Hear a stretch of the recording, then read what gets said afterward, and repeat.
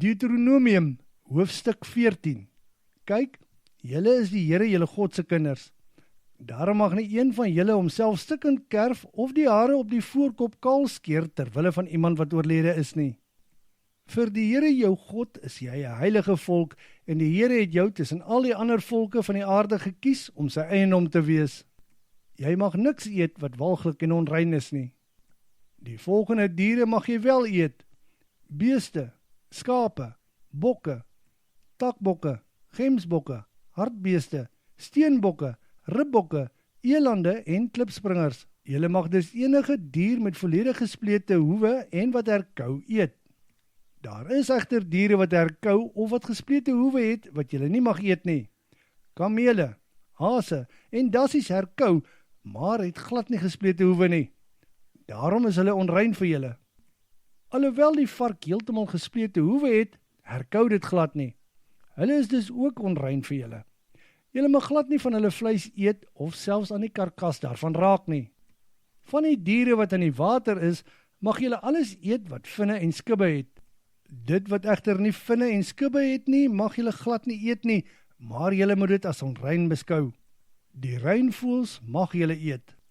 Daar is egter voëls wat julle nie mag eet nie: arende, lammervangers, aasvoëls, valke en giere, elkeen na sy soort, kraaie, elkeen na sy soort, volstruise, naguiltjies, seemeeuwe en klein valkies, elkeen na sy soort, steenuile, steunuile, silveruile, pelikane, klein aasvoëls, visvangers, ooievaars en reiers, elkeen na sy soort, hoepe as ook vlermuise.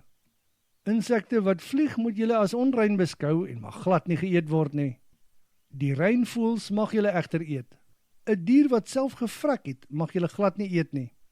Julle kan dit wel aan die vreemdeling wat tussen julle woon gee om te eet, of jy kan dit verkoop aan 'n buitelander, maar jy is 'n volk wat heilig is aan die Here jou God. 'n Klein bokkie mag jy nie in die melk van sy ma gaar maak nie. 'n Tiende van die oeste wat jou lande oplewer, moet jy elke jaar eenkant sit. Die tiendes van jou koring, wyn, olyfolie en al die eersgeborenes onder jou beeste en kleinvee moet jy na die plek neem wat die Here jou God sal kies om sy naam daar te vestig, en jy moet dit daar in sy teenwoordigheid eet. Dan sal jy leer om respek te hê vir die Here jou God.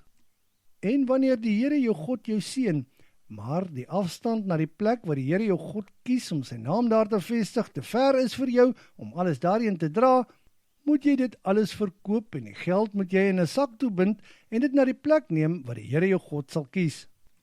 Daar moet jy dan alles koop wat jou hart begeer: beeste, kleinvee, wyn, sterkdrank, net wat jy begeer. Dan moet jy en jou huisgesin vrolik wees en dit daar in die teenwoordigheid van die Here jou God eet. Jy mag nie die leviet wat tussen julle woon vergeet nie, want hy het nie 'n erfdeel onder julle nie. Aan die einde van elke 3 jaar moet jy daardie jaar se tiendes na die stadspoort toe neem. Die leviet het nie 'n erfdeel onder julle nie. Daarom moet hy, die vreemdeling, die weduwee en die wees wat in jou stad woon, nader kom en daarvan eet. Dan sal die Here jou God jou seën in al jou handewerk.